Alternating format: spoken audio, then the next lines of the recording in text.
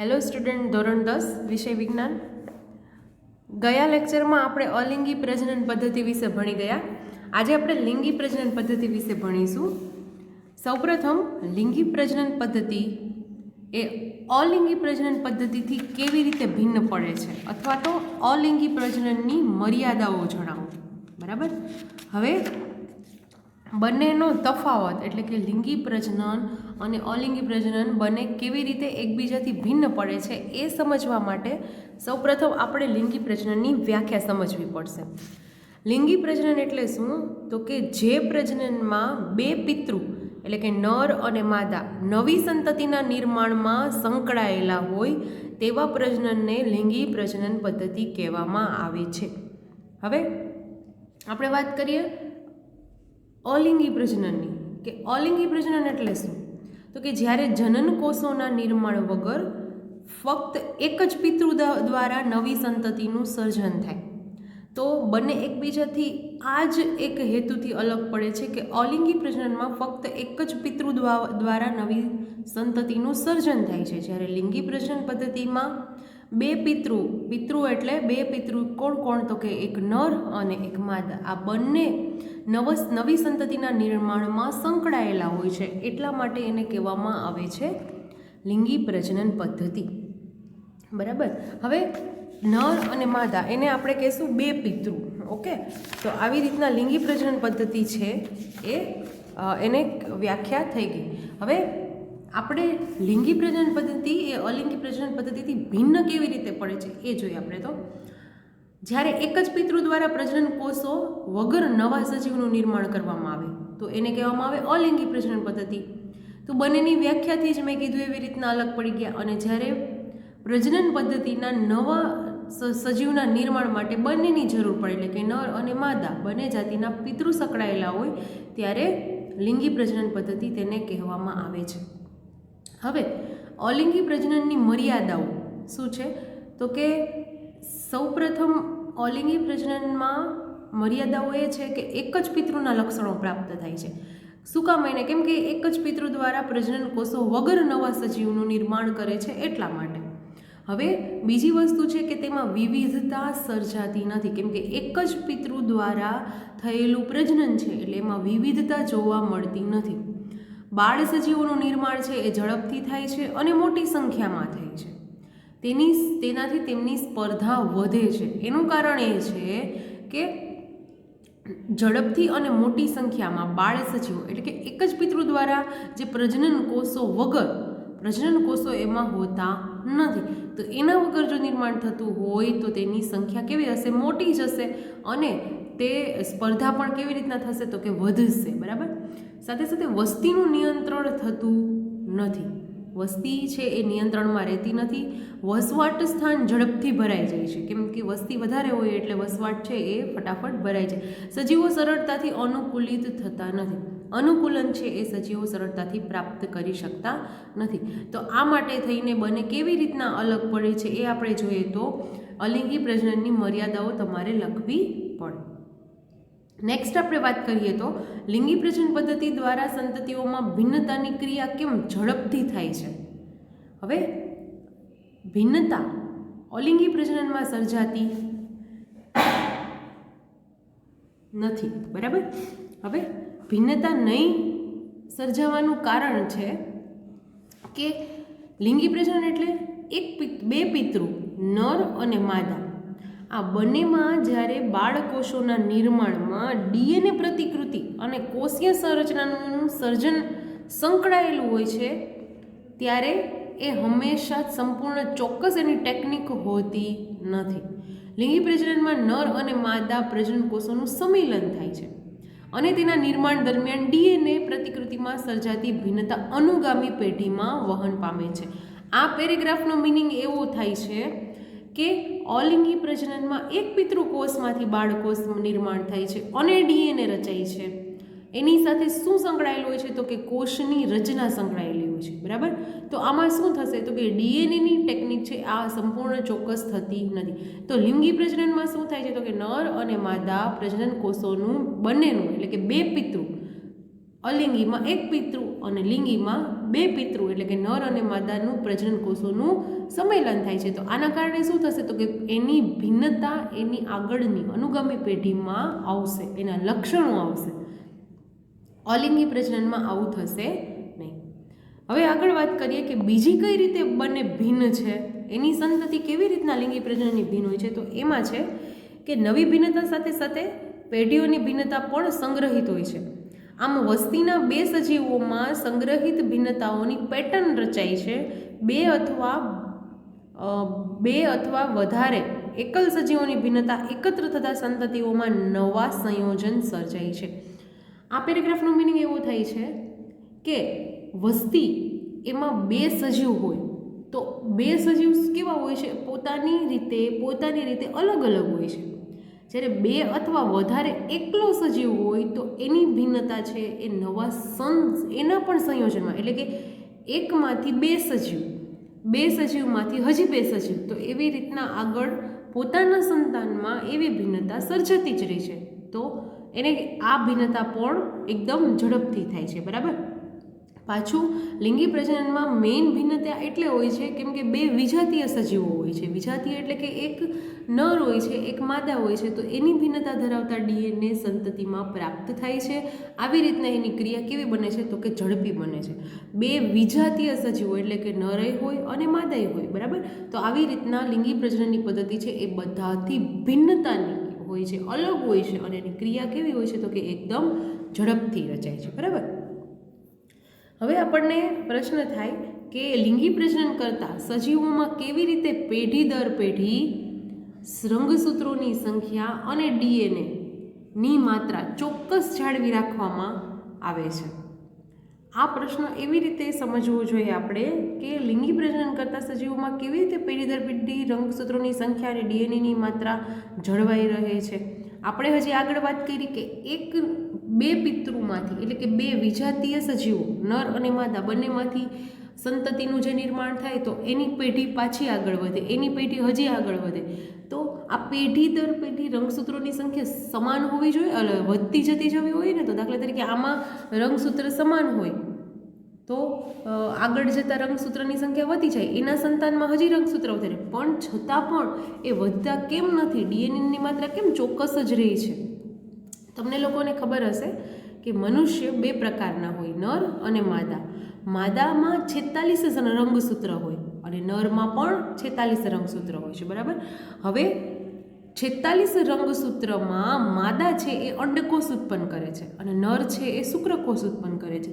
તો આ અંડકોષમાં અર્ધીકરણની પ્રક્રિયા થાય છે. તો કેટલા થાય છે ફરીથી પાછા, તો એનું જે સંતાન હોય છે એમાંથી 46માંથી અડધા એટલે કે 23 રંગસૂત્ર અને નરના પણ 46માંથી અર્ધીકરણ એટલે કે પાછા 23 રંગસૂત્ર. તો એવી રીતના બેયના અડધા 23 + 23 આ 46 ટોટલ રંગસૂત્ર છે એ ફલનની ક્રિયા દ્વારા, પ્રજનનની ક્રિયા દ્વારા ફરીથી પાછા પોતાના બાળકમાં હોય છે. એટલે ટોટલ જે એનું સંતાન આવે છે એ કેટલાનું આવે છે તો કે 46નું આવે. નકર કેટલું થવું જોઈએ તો કે 46 + 46 એટલું એનું સંતતિમાં એટલે રંગસૂત્રની સંખ્યા થઈ જવી જોઈએ. ફરી પાછું એના સંતાનમાં એથી વધારે રંગસૂત્રની સંખ્યા થઈ જવી જોઈએ, પરંતુ એવું થતું નથી. શું કામ? એને કેમ કે અર્ધીકરણની ક્રિયા આપણા શરીરમાં થાય છે. માદા 46 રંગસૂત્ર ઉત્પન્ન કરે છે, એના શરીરમાં 46 રંગસૂત્ર હોય તો એમાંથી 23 અને નરના 46 એમાંથી 23 એટલે જે બાળક ઉત્પન્ન થાય છે એ પોતે 46 રંગસૂત્ર લઈને જ ઉત્પન્ન થાય છે. બરાબર. એટલા માટે ડીએનએની માત્રા, રંગસૂત્રની માત્રા ચોક્કસ જળવાઈ રહે છે. તો જોઈએ આપણે એ જ છે કારણ કે લિંગી પ્રજનન કરતા સજીવો દરેક નવી પેઢીમાં બંને પિતૃના ડીએનએની નકલો સંગ્રહિત થાય છે. દરેક નવી પેઢીમાં ડીએનએની માત્રા પિતૃ કરતાં બમણી થવી જોઈએ, પરંતુ આવું થતું નથી કારણ કે લિંગી પ્રજનન કરતા સજીવો છે એ જન્યુજનક કોષો એટલે કે પ્રજનન કોષોનું નિર્માણ કરતા કોષો અર્ધસૂત્રી ભાજન પામે છે. આ અર્ધસૂત્રી ભાજન એટલે કે અર્ધીકરણની પ્રોસેસ 46માંથી 23 રંગસૂત્ર થઈ જવા, તેથી તેની રંગસૂત્રોની સંખ્યા અડધી થઈ જાય છે. આમ વાનસ્પતિક કે દૈહિક કોષોની તુલનામાં ડીએનએની માત્રા પણ કેવી થઈ જાય છે? અડધી થઈ જાય છે. બરાબર.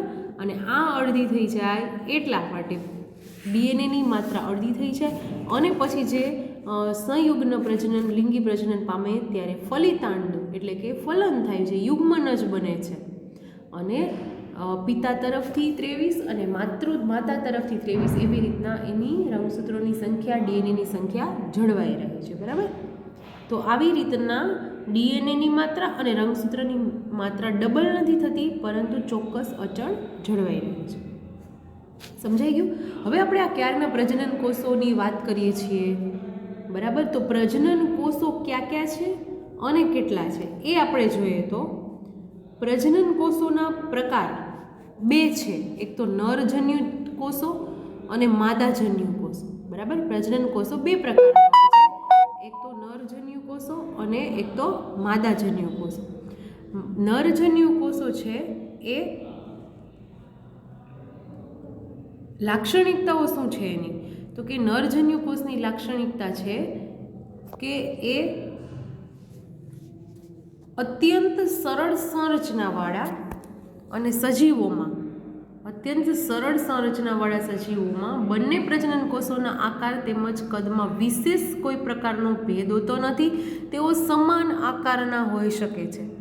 બરાબર, આનું કારણ એ છે કે નરજન્યુ કોષો હોય છે ને એના કદમાં નાના હોય છે, માદાજન્યુ કોષો હોય છે એ કદમાં મોટા હોય છે, અને નરજન્યુ કોષો છે એને શુક્રકોષો કહેવામાં આવે છે અને માદાજન્યુ જે કોષો છે એને કહેવામાં આવે છે અંડકોષ. બરાબર, તો આવી રીતના બે પ્રકારના કોષો હોય છે અને એની લાક્ષણિકતા એ છે કે સજીવોમાં તે બંને પ્રજનન કોષોના આકાર અને કદમાં બેમાં કંઈ વધારે પ્રમાણમાં અલગતા એટલે કે ભિન્નતા હોતી નથી. તેઓ બે સમાન પ્રકારના હોય છે. તમે નરજન્યુ કોષો જોઈ લો કે માદાજન્યુ કોષો, બહુ એટલો ડિફરન્સ હોતો નથી, માઇનર ડિફરન્સ હોય છે. બરાબર, અને નરજન્યુ કોષોને કહેવામાં આવે છે શુક્રકોષો અને માદાને કહેવામાં આવે છે અંડકોષો. નરજન્યુ કોષો કરતાં માદાજન્યુ કોષો છે એ કેવા હોય છે? કદમાં મોટા અને પોષક દ્રવ્યો સભર હોય છે. બરાબર, નરજન્યુ કોષો પ્રચલનશીલવાળા હોય એટલે કે ગતિ કરી શકતા હોય, અને આ કેવા હોય છે માદાજન્યુ કોષો? તો કે પોષક દ્રવ્યો સભર હોય છે. હવે આપણે વાત કરીએ પુષ્પ એટલે શું. હવે સપુષ્પી વનસ્પતિમાં પણ લિંગી પ્રજનન પદ્ધતિ જોવા મળે છે.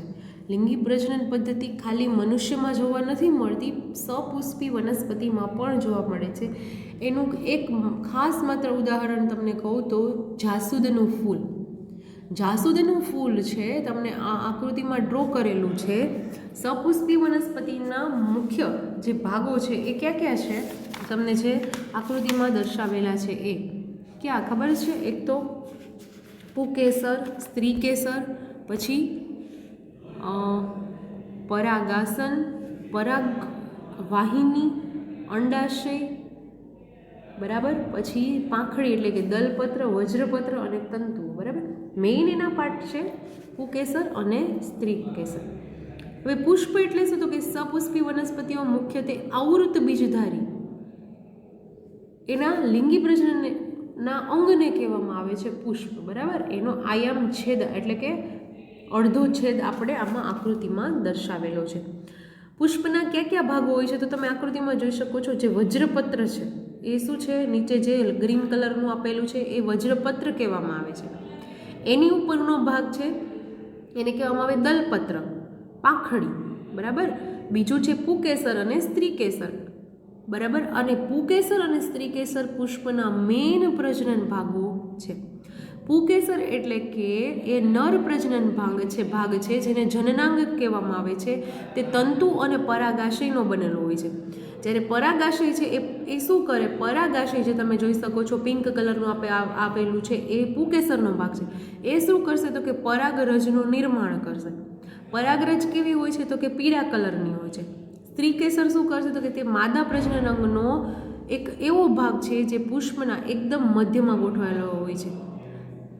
સ્ત્રીકેસરમાં 3 વિભાગ પડે છે. એક તો અંડાશય જે વજ્રપત્રની ઉપર આપેલું છે, બીજું પરાગવાહિની જે યલો કલરની તમને દેખાય છે એ મધ્ય ભાગ છે, અને પરાગાસન એ શું છે? અગ્રભાગ છે એનો. બરાબર, પરાગાસન, પછી પરાગવાહિની અને અંડાશય, આ 3 છે એ સ્ત્રીકેસરના ભાગ છે.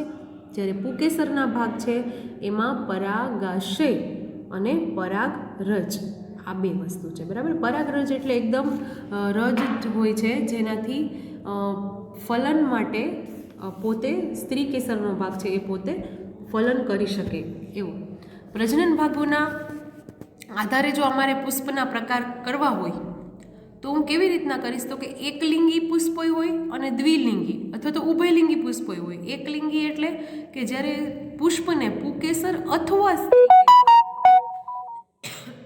ધરાવતું હોય, કાં તો પુકેસર ધરાવતું હોય કાં તો સ્ત્રી કેસર, બેમાંથી એક જ ધરાવતું હોય તો એવા ભાગને કહેવામાં આવે છે એકલિંગી પુષ્પો.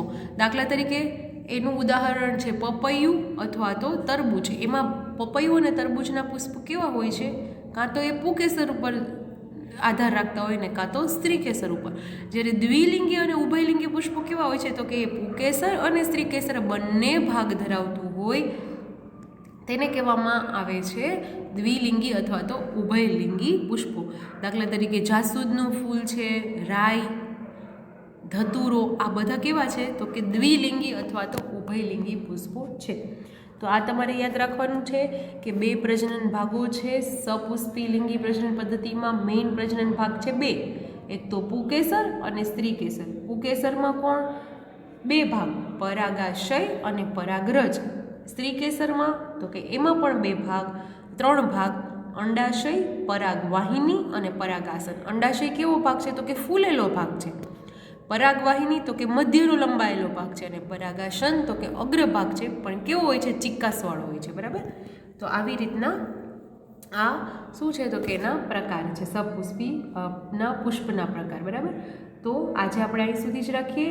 આજે આપણે ભણી ગયા છીએ સપુષ્પી વનસ્પતિમાં લિંગી પ્રજનન કેવી રીતના થાય છે, પછી લિંગી પ્રજનન એટલે શું, અલિંગી પ્રજનન અને લિંગી પ્રજનન એકબીજાથી અલગ કેવી રીતના પડે છે, અને એની સંતતિઓમાં ડીએનએની માત્રા અને રંગસૂત્રની સંખ્યા કેવી રીતના ચોક્કસ આખી ગોઠવાયેલી એને ચોક્કસ રીતે જળવાઈ કેમ રહે છે એના વિશે આપણે ભણી ગયા, બરાબર. આજનું તમારું હોમવર્ક જે છે એ પણ આ જ છે, જે મેં તમને પીડીએફ આમાં છે એ જ તમારે હોમવર્કમાં ફેરબુકમાં લખવાની રહેશે. Okay, thank you.